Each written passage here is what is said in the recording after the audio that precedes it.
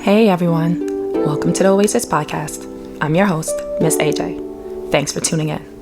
An oasis is something that provides refuge, relief, or pleasant contrast, and that is exactly what you can find tuning into the Oasis podcast. This will be a space where I and special guests will be cultivating intentional and honest conversations about life's journey. So what are you waiting for? Subscribe now. Also follow us on Instagram at the Oasis Podcast. That's TheOasis Podcast.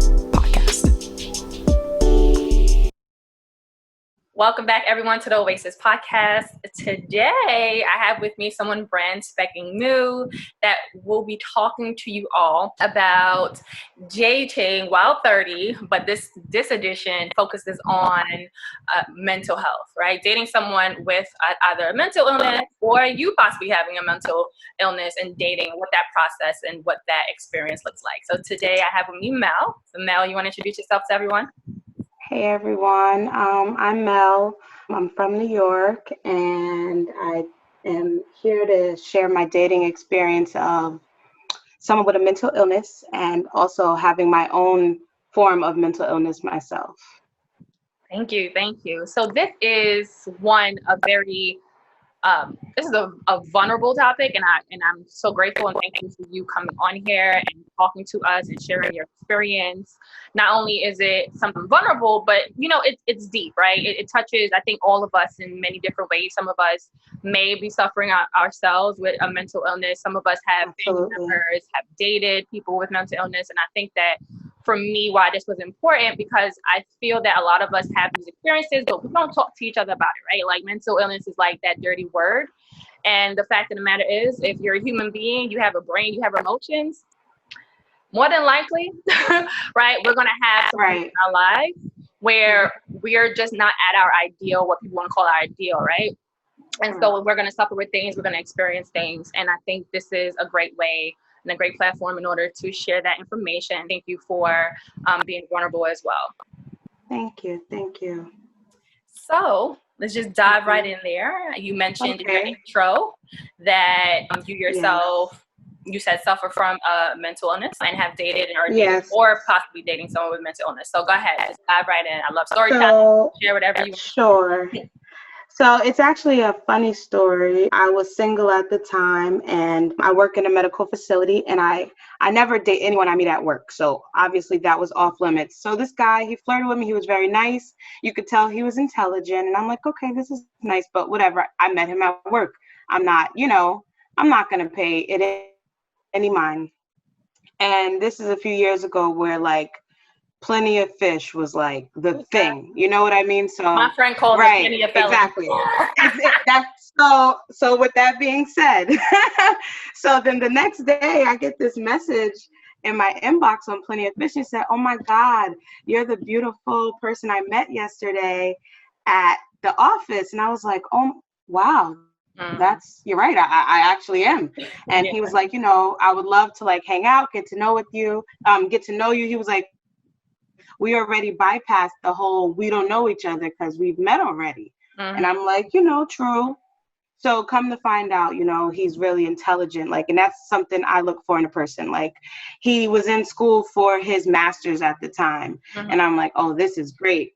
Now, granted, everyone has their thing. So he did smoke a lot of weed, which was fine. I didn't care. And come to find out, it was more than that. He was using all types of drugs throughout the day. But I'm like, okay, well, he's functioning pretty well. He's a great guy. Everyone likes him. He's hilarious. Like, we would laugh till our stomach hurt, girl. Let me tell you. And it was fun. It was loving. Like, and after a few months go by, he did meet my daughter. And that was probably like, something like, okay, maybe I could see this person. So, you start to open up. You get a little closer, and I see that there would be times where he was really struggling with something, but I couldn't pinpoint it. And that's where, he would sort of, what I would, in hindsight, I'd say he would numb himself out. And that would be all of the pills, all of the drugs, just to like be able to focus on what he's doing. And that's just to get through his day. Now, mind you, there was this prestigious job he had. running a whole like human resource department. I'm like, oh wow, this guy is great. He, this is awesome. You never know what someone's struggling with on a day-to-day basis. So I remember, drinking one night.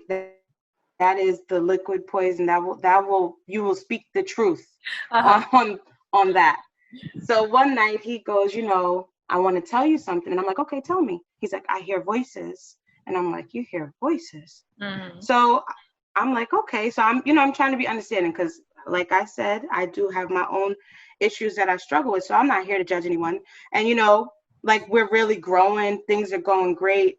There's ups and downs, but for the most part. So at this point, how long have you guys been like in each other's lives? Probably a good like 8 months. Okay, so it's been a little while. 9 months. Okay. Yeah, it's been a while. Like dating, like hanging out. It was great. It was really good. Mm-hmm. But there was always something a little off, but never to the point where I'm like, okay, well, maybe I can't get past it, because it wasn't like the most obvious things, like he doesn't have a job, or he's not taking care of himself, or he's not smart, or his bills are not paid, or like it wasn't those like core things that women typically look for. It was like, okay, well, he was not the same person he was yesterday, but he has all this other stuff.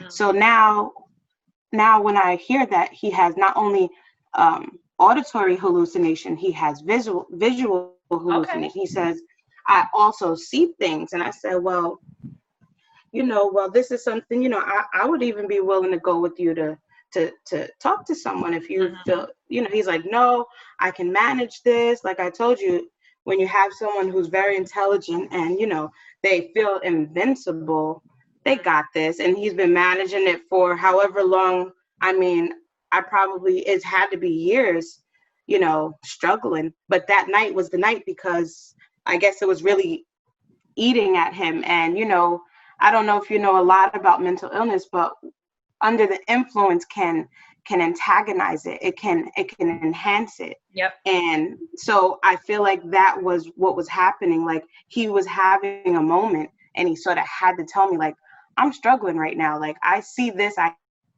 hear this. So, I know, I'm sorry to interrupt, but I have no, tell me. So at this point, you guys have been dating 8 months. So, and he, you guys are having a good time, you're drinking or whatever, and he decides to, to disclose to you, I'm sure because he felt he trusted you at that time, especially. So did he say that this was something that he was diagnosed with, or this is something that he's just been suffering with and he's, he's now Yes, that he's, exactly. Got you. That he's, so I sort of was like, being that, like I said, I work in the medical field, I'm like, I really think you should. So I like helped him look for, therapists and just some sort of anything that can get him to the next step that he needs to be, because this isn't something everyone typically is dealing with on an everyday basis, not seeing like the kind of things he's seeing, hearing what he's hearing, and still, in school for his master's, still running this human resource department, still, living life a little bit, you know what I mean? Like,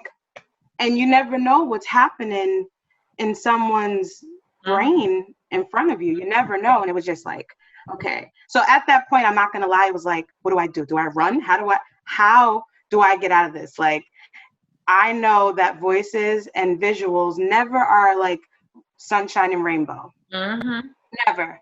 They're not going to say, go hug her. So I asked him, like, what are the kind of things you hear? What do they say?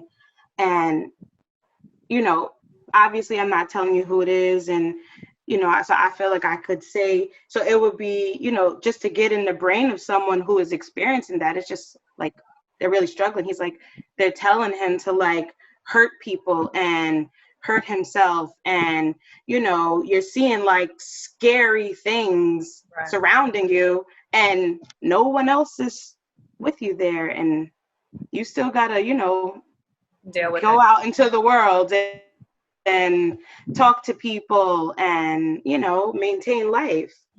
So the turning point for me, no, I was gonna ask, so like he divulged that. Sorry, I was going to ask. So he divulged this kind of like, I know you also volunteered, like, hey, you know, maybe. So he initially, yeah, he initially shot it down, and then I gave him a list of names and said, you know, you call on your own leisure, it's fine.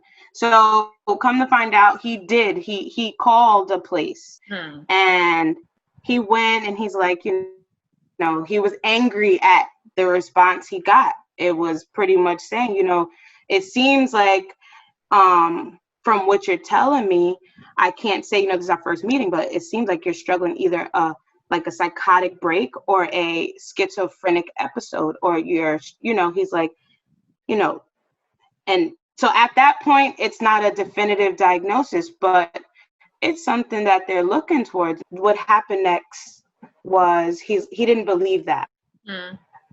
It was like, oh no.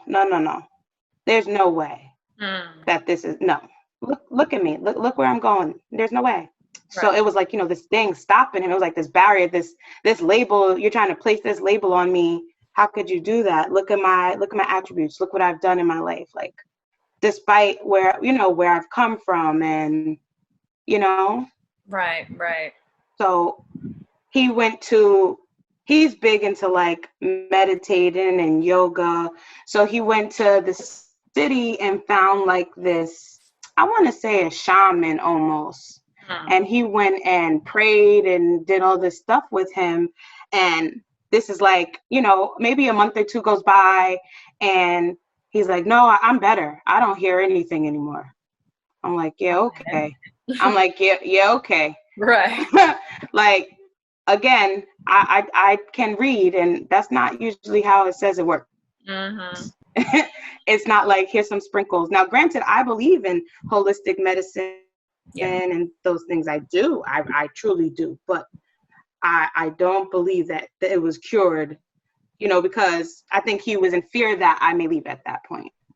He knew he can feel my distance. He could feel my, I don't want to say fear, but he could just feel my apprehension. I mean, if it's fear, then it's fear. Like, well, after him disclosing like all of those like scary thoughts he was having, but the one thought, like maybe as time went on, before he told me he was like cured, that really like pushed me back was, he goes, you know, what I did here is they told me to like hurt you during like the time where, you know, intimate. And I'm like, oh my God, I mean, I like a little bit, but shoot. Right. Right. So that was like, okay, how do I do this 7-day slip away? Like, how do I get out of this? It was like, now I'm scared. I like that. 7-day slip away. How do I get out of this situation? I'm scared because we really built this friendship. You know what I mean? Like, it was intense. And at this point, he's already met your child, right? He's met my child, and that was it. That was like the arm hairs are up now. Now I'm on alert. Now I'm like, I know you're a great person. That doesn't mean that this can't overcome you. Right. So I had to figure out how to get out of that, and pretty much, you know, something happened, and it was like, that was the catalyst that like sort of allowed me to exit the relationship safely. And I mean, throughout the years, he did contact me. Granted, he is on the block list at this point now in my life, because I think he would still try, but despite any connection I had to protect myself, my child. And if you're telling me you have these thoughts, like, despite what we have, I have to, you know, I have to be a little more logical. I can't think with my emotion. I have to think with my brain. Yeah. Absolutely. Well, all right, girl. I see a few parallels to your story, and I guess mine, in the sense that, you know, we're not making any assumptions that those who have mental health issues, you know, are disheveled and like on the street, homeless, right? Not at all.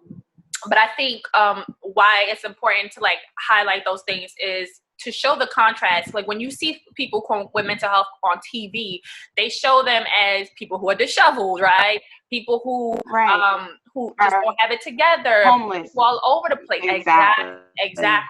And it's important to note that that is not the face of mental health, right? No. Mental health looks like you, it looks like me, it looks like everybody. And I think it's important that we highlight that. And for me, I do mental health related work. I've worked in a mental health institution. I've been around. So you know that it could go from being a judge to anyone from all walks of life having a moment, and it can or happen having like a disorder. Yes. To anybody. Whatever the trigger may be. Absolutely. And I think even having the educational background, but also the life experience, the work experience, is different than having life experience, right? Yeah. And for me, because I've dated two people who've had mental health issues. Oh, let me rephrase that, because there's mental health issues, right? And we all experience mental health issues at some point, whether it's depression, anxiety. And then there's mental illness. So I've dated two people who had mental illness, right? Yes. And it is very different. And from me having this education, and I was just like, at first I was apprehensive, I'm not gonna lie. So the first person that I dated, actually both of them were very upfront with it. Very upfront. They're like, hey, this is what it is. And I just want to know. Right? So the very first person who actually came to me and they said this to me, I was like, nah, I'm good. I'm not even going to lie to you. I'm not even going to lie. Outwardly, I met them during a function, and, good looking guy, he's tall, he's a good looking dude, very intelligent. We're having great conversation. Again, he has his master's as well. See what I mean? Hold a conversation, tell you things, teach you things. I'm like, okay. That's what I was intrigued, girl, intrigued. Yes, this particular person had kids or whatever, and he was a little older. So that was kind of what the two strikes were for me, to be honest with you. Judge me if you want, I don't care. Which is fine, yeah. My whole thing was listen, you got your preference. Listen, having one kid is one thing, but he had 3 kids. He was a bit older. I said, oh, this is not what I was looking for. And I was newly single at the time. And I had just came out of a relationship with somebody who had 3 kids. And I was like, look, I ain't with it. Right. Not doing it again. Exactly. Yeah. So, but I ended up meeting him. But again, the conversation was so good, right? We had chemistry. We were vibing. He told me this, and a huge part of me was like, nah, girl, this ain't for you. Don't do it. And I said, okay. I said, you know what? And I was honest with him outright. I said, look, I'm not interested in you in this way, because I don't think I can handle this right now, right? I said, but we can be friends. Like, I'm cool with that. We talked. We went out like twice or so, and then we fell out of touch with each other for like a few months. So I was like, whatever, it's fine. I'm single. I'm out here. I'm living my life. So I was like, cool, no issues, no worries. Then maybe once or twice while we weren't talking to each other, he'll hit me up randomly. And then we got back in touch with each other. So during this time, we're talking to each other. When we get back in touch, we're talking to each other. We're talking about mental illness, right? We're talking about certain things and getting to know him and his journey, and like kind of like how, it came about. So he was diagnosed many years ago. He was diagnosed, but he was at a point in his life. He was touching 40 at this point. Okay. He was at a point in his life. He was just like, he's not taking medications. See, that's he pretty much was self-medicating. Yes, I got you. And he felt he had it under control. Like, he was able to handle, like, he can feel when he was bubbling over. So he had bipolar disorder 1. So he was like, he can feel when he's shifting and things like that. Now, I've had no reason to believe otherwise, right? Like, this is what anytime I've interacted with him, he was fine, like, quote unquote fine, meaning there was nothing that gave me pause. There was nothing that made me feel unsafe or anything like that. So I said, okay, I'm going to believe you. Like, I'm going to trust you at your word. No worries. Okay. Now we started spending a lot more time with each other. Now this is the second go around.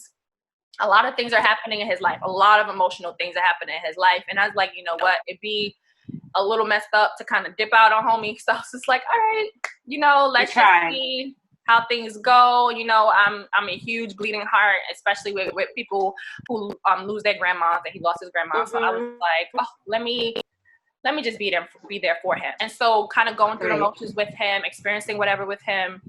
And this is when I start to see a shift. And just literally like what you said, one day he's one way and the next day he's a completely different person. And I pick it up and I'm kind of like, I'm talking about it. I'll ask about it. Hey, are you okay? What's going on? Fine. And what I start to realize as I'm spending more time with him, he smokes a lot of weed, like a lot of weed, right? Yes. Yep. And again, the self-medicating. He drinks pretty, I want to say heavy, because I've been around people who drank more heavy than him, but he drinks regularly. Like, it's something that it seems like he needed to do. And then I started seeing the bursts of anger. And that was the part that was very alarming to me. Now, I live a very quiet life. And I don't do a lot of rah-rah. I try not to. I've been in that space. I'm just not in that space anymore. So we would be just driving or walking, or just he'll just call me in a fit of rage, or like somebody did something to him, and I would ask him, what happened, tell me the story, and it'll be something that was this small. Minute, right. And he's boiling mad. And so I would sit there, try to, calm him down, and then we'll be together. Let's say we're together, we're in traffic. I'm driving, mind you. We're in traffic, and maybe somebody honks behind me or something like that when it's not even my fault. He's ready to get out the car and right, and fight them. And I'm just like, whoa, like, it's okay. Like, don't. That's the things I was going through. Girl. And then the thing is, it's like slowly then, like, he starts treating me funny. And by that, it's like, then now he doesn't want to talk. He just wants to sit and just do nothingness. Right. Was jealousy a big thing for you? It started to be. Yeah. It started to be, and it happened like really like boom, boom. So I tend to have my moments where I'm super social. Mm-hmm. I'm out all the time. And then I have moments when I'm inside all the time, right? When I was with him, I was out, like I said, I was single. We were not together. We were dating each other. So him and I weren't together, but he really wanted to, like, kind of cement things. And I was like, I'm not there. So I would go out a lot, and we would just link up after, or whatever the case was. And then when I started going out, he started being like, oh, why do you have to go? Started asking me questions like, oh, like, who are you gonna be with? And I'm like, what? Seriously, like, we're not together. Like, whoa, what's going on here? And then it would just be so odd, because like he'll do that while I'm out. He's texting me. He's trying to see, like, oh, what I'm doing when I like come back home or do whatever, or I link back up with him. And then when we would link back up, mind you, he's been running me down the whole time I was outside. He acts like he acts like he wants no parts of me. Yeah, he's angry now. I was so confused. Yep. I really was. But I was really trying to be patient and take things in. Again, I would try to have conversation with him. Then he would just completely shut down. There were moments he just wouldn't talk. Now, here where it became two things, where it became a little bit too much for me. And the second thing was where I was like, okay, I'm not doing this anymore. Is the first incident being, we would talk a lot about a lot of different things. And again, having regular conversation, engaging in, just regular talk. Mm-hmm. And he flat out was like, I don't want to talk. There's nothing I don't want to talk about anymore. Like, we don't have nothing to talk about. Wow. One day. Oh, okay. Like, I was just like, okay. And I'm thinking, okay, are you upset in this moment or something like that? No. And all he wanted to do is just be in my presence. So he would invite himself over to my house whenever he felt like it. What? Like, it would go like this. Hey, you're off from work, you're home. This is pre-COVID, of course. You're home. Yeah, I'm home. And then it'll be like 30 minutes, half an hour later, he's at my house. Oh my goodness. There was no conversation of, hey, come over. Hey, I want to see you. So he started doing that. And then when he would get here, you wouldn't even want to talk to me. You just want to sit on my couch. And make sure you're not talking to anyone else. Yeah. I was like, oh, what? And then the second thing, though. So I had to have a conversation with him about that. Like, hey, I need my me space. You can't just invite yourself to my house. He had a whole fit. He was completely mad. He turned into a victim. He tried to make me look like a bad guy. And I said, okay, I could swallow that one. Whatever. Right. We were having a lot. Then we started having a lot of disagreements. Just him, like, finding things to fight with me about. I will go out with my friends and just be like, oh, it's nice to be out, whatever. Like, put something on, like, Instagram, WhatsApp, whatever. And here he comes. It's about him. No one was talking about you. I swear to God, no one was talking about you. Like your posts, your comments will be directed to him, like, in his mind. At him. And then he's texting me, having a whole fit, cussing me out. So we started having, like, issues about that. Like, yo, chill out. Like, why are you so angry? Why are you directing your anger at me? Like, nothing is happening. What's going on?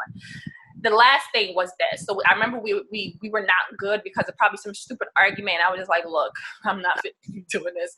And I was like, I'm good, right? So we were in the middle of an argument. I go to get my eyebrows done. My eyebrow guy, he works in a salon but his like station is like in the basement. So you don't get service. Right. So I go down there doing whatever I'm doing.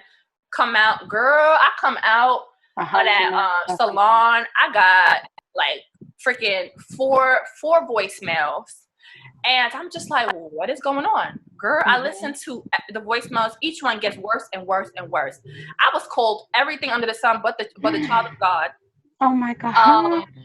I was accused of abandoning him. I was accused of mistreating him, just like.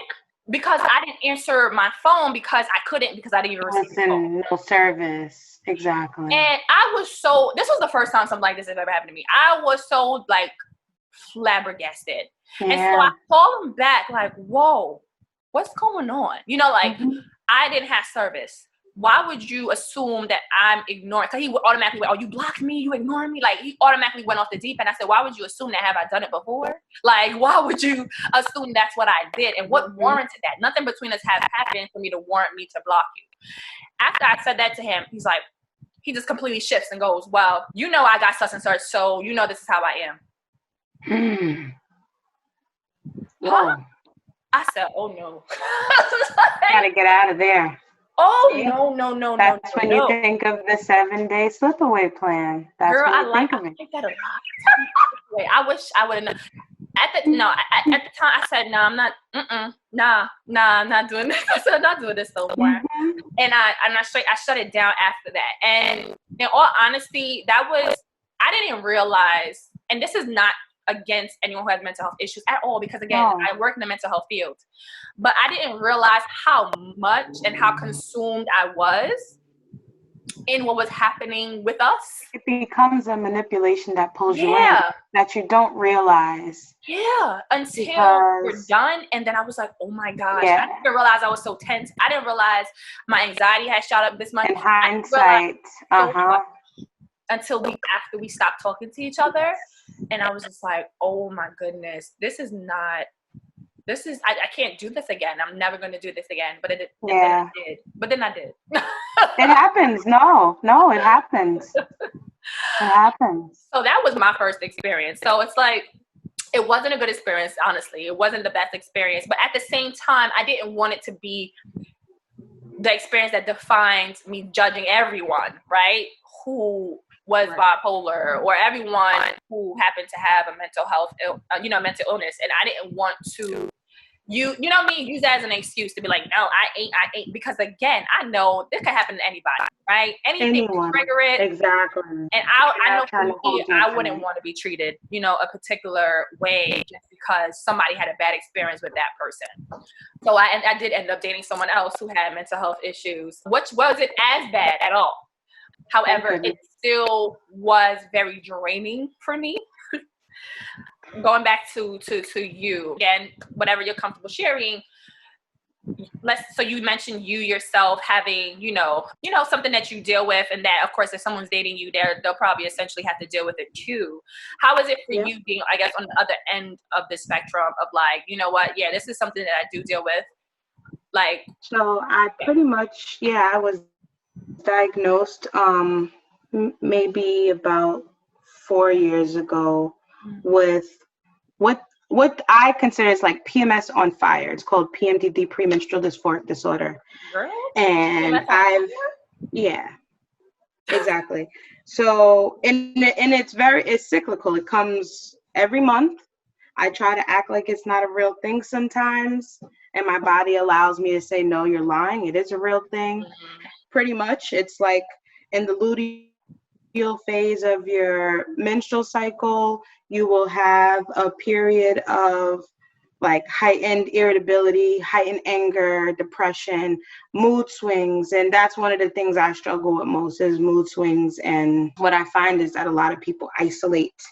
Mine seems to last about 10 days, 10 to 12 days. If I try to jot it down and monitor it for the most part, especially when I was dealing with my doctor a lot more. I do take medication for it. And yes, I have been with my daughter's father on and off for about 15 years. I dated that guy in the interim, one of my little single hiatuses where I was living my best life. And so being that, you know, my daughter's father, he's known me and he's seen me grow over time. He's definitely seen things in my life trigger, and not only did I evolve in so many ways and great ways and growth, but I definitely developed what seems to be some sort of hormonal dysfunction, I like to say.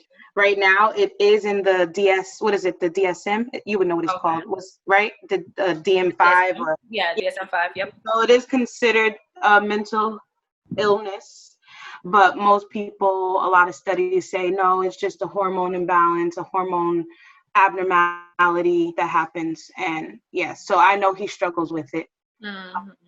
I know every month, you know, some months are better than others. Some months I could talk to people around me. Some months I literally can't go outside. So, but I overcompensate. In my good days, I am like a burst of sunshine on those days. I try my best to, you know, try to pick up for what I missed in my absence, because it feels like I'm not even here half the time. So it's like two different people. So that's literally like, you know, that's like the running joke. You see a lot of people say it's like, it's a monthly bipolar, where a lot of time bipolar is triggered by events in your life or weather or, you know, like seasons, you know. This is literally triggered by the change in your hormones within your body as a female. So it's like, I mean, granted, the only way they see a cure now is for me to remove my female parts. And I don't know what my life entails yet. What if I want another kid in my life? I don't know. Right. So I haven't decided that that's what I want to do yet. So for now, I pray, I meditate, I try to eat as best as I can. I need to incorporate physical activity a little more for sure, because that will help. I don't drink too much because I find that that does not help me. And you know, I try to make sure I take my medication regularly, and I am transparent. Just like the people you dated, I am open with who I am. I'm going to let you know this is probably not a good time to have a conversation or me to make a decision right now. Like, I am aware of myself. I've practiced being self-aware so that I'm not a hurricane coming through, especially going to work or dealing with the public, or, you know, it's more so what I've learned are people, as they become closer to you, those are the people who get the brink of it. Yeah. So the people you meet for 5 minutes, the person at Starbucks, they can't decipher that you're having what we call hell week. They're not going to know I'm in it. But now maybe my mother, who I can't speak to, look at, or hear blink. You hear what I said? Hear blink. Yeah, because it hurts me. It hurts me. So I, you know, and granted, I love her. I'm grateful, but there's just people, you know, that will trigger you. Like, but what pushed me to get treatment is because I have a kid. Again, she is the motivation. Yeah. I saw myself really struggling being a parent, struggling being there for her. You know, I was, like I said, on and off with her dad. So there were times where I was single parent, you know, and it was hard, but I was transparent with her as well. So it is a lot of ups and downs. That's a lot, and thank you for sharing that. I've heard of it, but I've never met someone who's had it. I've met a few people who actually committed suicide from it. Wow. Right. Wow. And I have so many questions, but no, I guess my first question is just a little bit off topic. But were you diagnosed with this prior to your child or after? After. After my child. But it made me think about like how were they able to distinguish between it and like postpartum?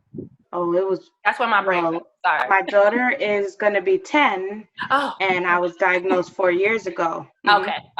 So, but I guess my mom has bipolar. I did not say that. And my mom has depression, bipolar, and my sister has some form of bipolar, both diagnosed. So I guess it was only inevitable for me to get a little of something. And I'm fine with that. But it's all in how you manage it, and I think being self-aware is first. Like you say, you work in mental health. So, like those who are in denial, like the person I dated who can't understand that, it's not you're giving it all the power, but you're taking your power back from it. I don't want this to be my stigma. Yeah. So I'm going to make people aware about it. You know what I mean? I'm going to tell you about it. I'm going to let you know that today is not the day to talk about this, because this is what I'm struggling with. And if you don't like me because of that, then I can't help you. But I told you my part. I gave you my piece. So being the fact that you have like two perspectives on this topic, how do you feel like when you maybe, you're having what you call your hell week, you're having your moment, and you may, you're just having your moment, whatever it could be. I make a mistake and do something to my partner. Yeah, like how do you feel when that happens? Yeah. Yeah, so and sometimes I can see myself doing it, and it's like I can't stop it.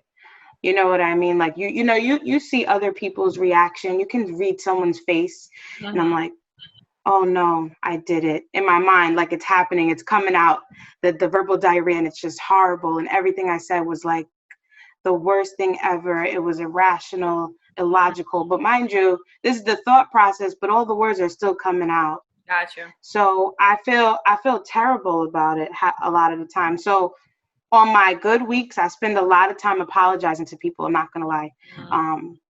Before, more so. Nowadays, I do a little better.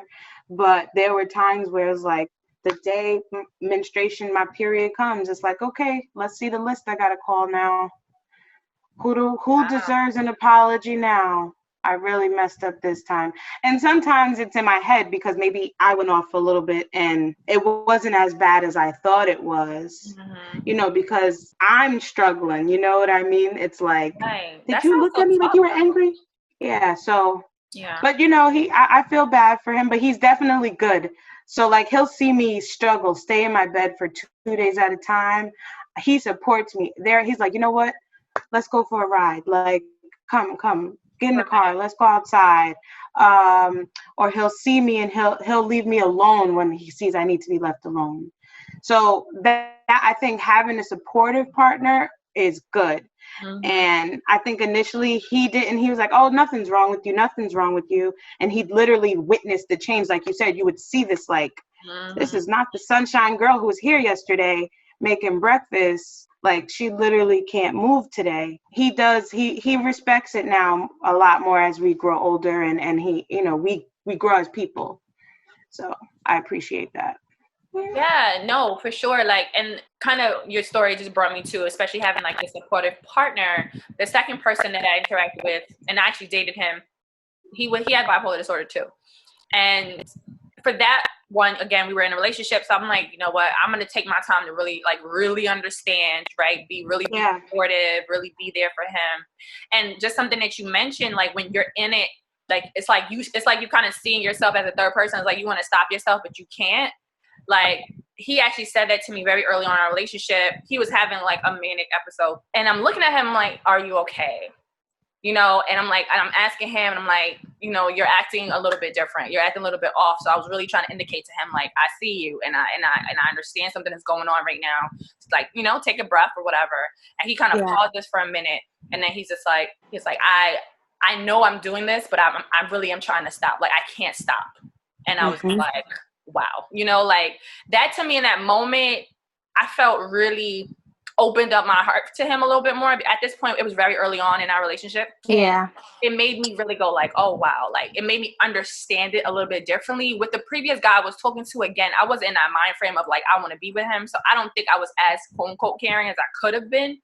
Wasn't like a jackass or anything. But I think that experience with the second guy just made me go, oh, wow. Like, so you really feel like you don't have control. Because I'm seeing him. I'm looking at him struggle. You know what I mean? Like, Right. I know exactly what you're referring to. Yeah. And that just, I feel like maybe maybe you can get anything in control. And I but there's going to be like, as humans, we're going to have moments where, and especially, I know, like, I hate to say that label. Once you have that label, you yourself like want to say it's all because of that, you know, but we are, it's not like I've been practicing owning and like, as soon as I, like, you know, that moment where he said, I know I couldn't help it. Like, as soon as I'm aware and have the strength to fix it, I'm going to. It may be that night, it may be next week, but I'm going to try because that's not my intent.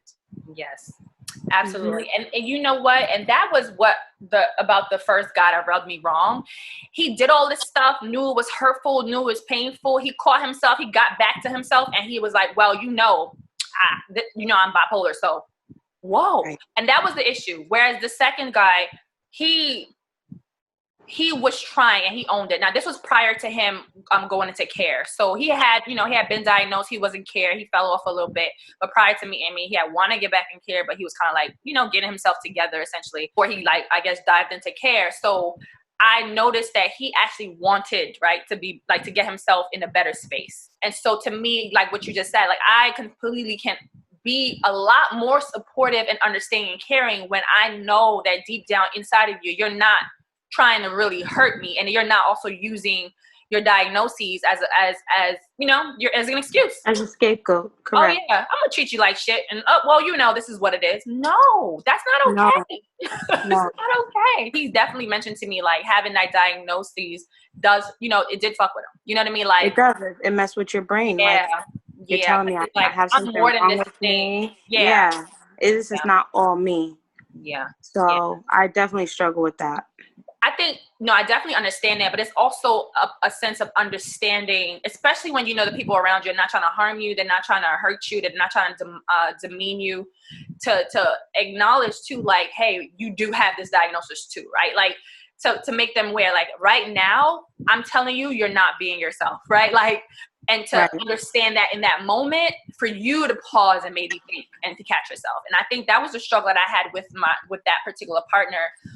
There was a lot of moments where he was not being himself. Again, this is when he was on medications at this point. He was in care. He was even going to therapy. And I think that he thought that was automatically going to make things go like this and change. No.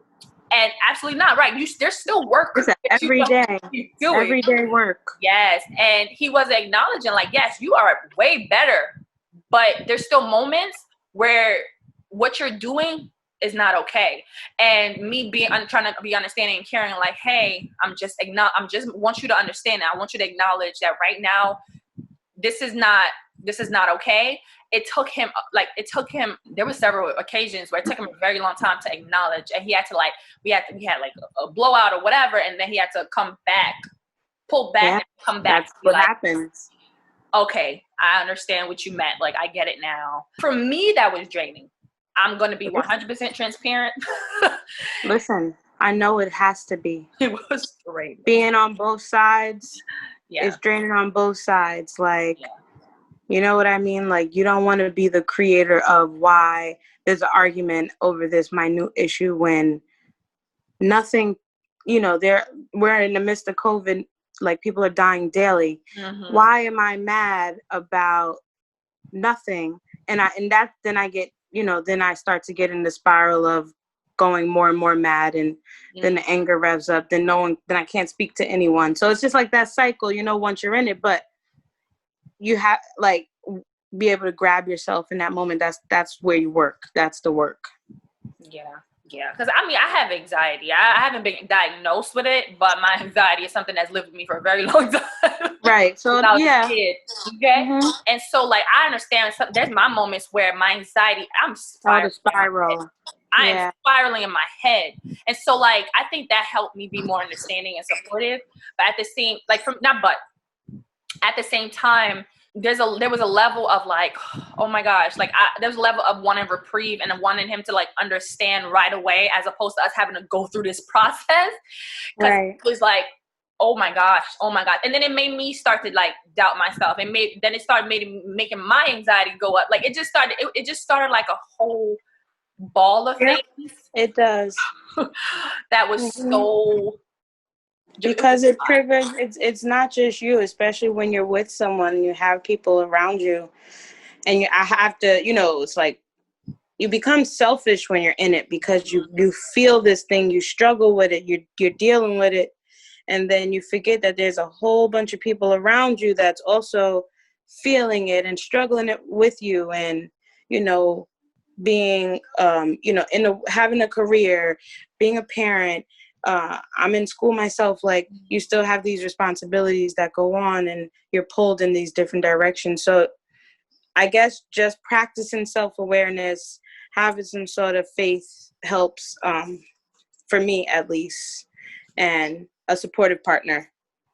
Yeah, and I think it's important for on both ends, right? Someone who's dating someone who does have, a suffering with something that we will never understand because we're not in that person's head, we're not in their body. It's important to understand that piece of it, right? That you won't understand what that person is going through. And also the other end of like being the person who is going through these things, understanding that the person you're with is also trying, they love you clearly, right? To be there with you clearly, but understanding that one, they also have their own shit, but outside of that, but they really want to be there for you. And at times it may feel very challenging to do that because at times I felt like I was on eggshells. Like I couldn't say anything, I shouldn't express this because then that might make him feel like this. And then he might, go down this rabbit hole or like, so to me, I felt like I was confined. Like I couldn't say anything. Or when I did say anything, he would take literally the smallest thing that I said and turned it into a mountain. And I was like, whoa. And I'm constantly like, explain to myself, like, that's not what I said. That is not what I meant. Like constantly. So then I just started to feel like what I feel and think doesn't matter. We're here for you. Like we're constantly here for you. We're constantly having to walk around you, your thoughts and your feelings. And then God forbid I expressed that, then I became selfish. It's so funny you say that because that line you said, that is what my family says about me. Like, we are working around your thoughts, your feelings. Like they literally, like sometimes like before COVID, trying to plan vacation around my different monthly phases, because vacation with me going one way opposed to my regular self, they're like, no, we can't have you outside like this. My sister's crazy. She's like, I might end up fighting you. Like, so. That's tough. No, I mean, you saying it comically, but thinking about it like that, like that's tough for both of you, for you and your family members, right? Like, yeah. That is really hard. That's really I pray for them. I'm so grateful for them because they support me. Like, you're not going to have people that are willing to even say, well, when's your period come? Let me go look online how this thing works so I could plan around it for you. No, that's true. I'm grateful. No, that's very, very true. Very, very true. And and sometimes you see, you're working on your self-awareness and, being really cognizant and gratitude. And, sometimes that's needed to make it a little bit easier, to kind of. Yeah, these are my coping mechanisms. Yeah, to go through. Some people don't have, those are not their coping mechanisms. Like even I know that their ex, he was better than the previous, but again, he would dive into either, he would drink, he would smoke, he would overeat. Yeah, I have that. So, there were a lot of other things, or he would just be like super aggressive, even though like you can tell that's not even him, but like he would be in those modes, you know? And so, like trying to have him develop healthier coping strategies. I think if having even just those would help make it a lot easier, I guess you can say, all around. Yeah, I guess. But you gotta be willing to, like, I think having that support around you, sort of, that's what lit the fire under me to say, like, I gotta try and do better. Like, I have people around me working with me, like my best friend. Like, I've lost friends because of this diagnosis. So my best friend is actually someone you interviewed, so you know her. Like, she literally is like, girl, don't worry. I know you didn't speak to me for 2 days because you didn't speak to the world for 2 days. Like, I'm not going anywhere. But not everyone is like that. That's true. So. No, you're right. And no, you're absolutely right. Support is essential. Support is needed. And I'm new for. But not everybody can do that.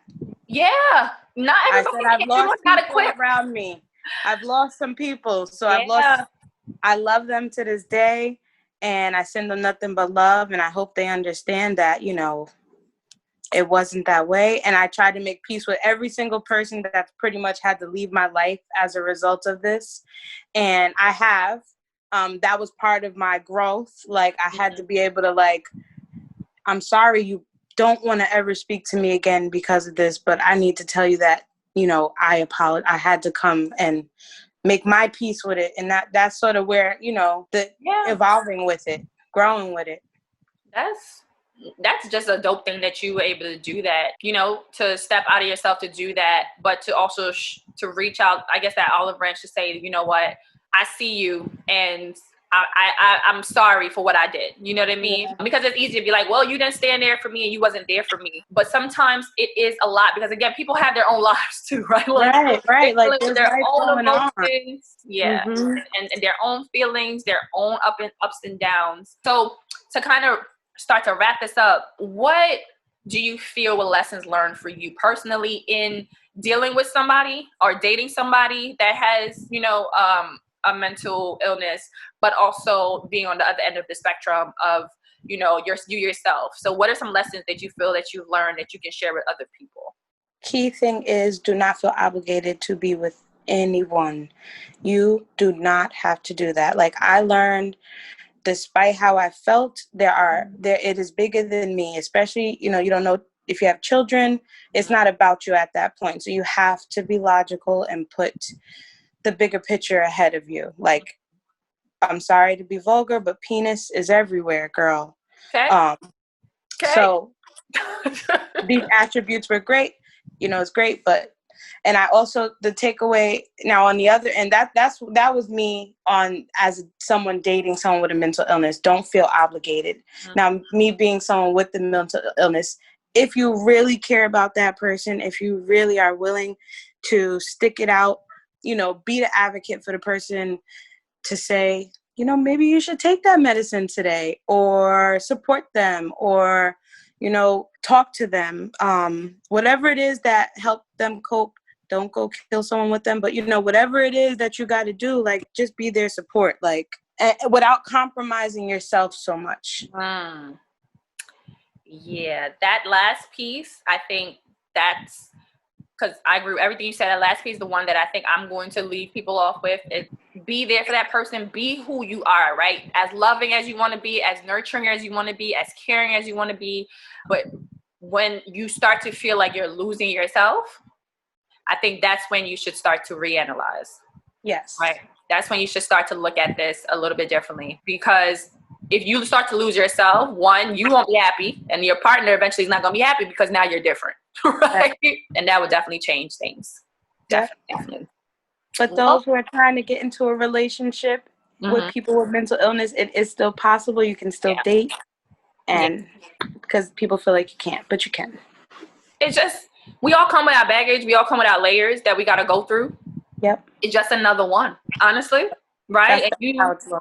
Yeah, you just have to know and be honest with yourself before getting into the relationship. Hopefully, you know, that person is upfront and they tell you ahead of time. Like, hopefully you have enough time to process and you can make a informed decision. But really be honest with yourself about what you're capable of and what you can handle and what you want to handle.